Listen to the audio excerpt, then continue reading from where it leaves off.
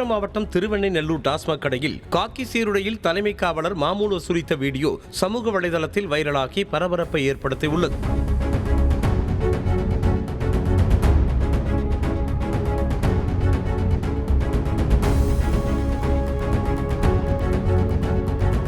திருவெண்ணெய்நல்லூர் காவல் நிலைய தலைமை காவலர் பரந்தாமனிடம் டாஸ்மாக் கடை சேல்ஸ்மேன் ஒருவர் 1000 ரூபாயை சுருட்டி கொடுத்துவிட்டு செல்லும் வீடியோ வெளியாகியுள்ளது.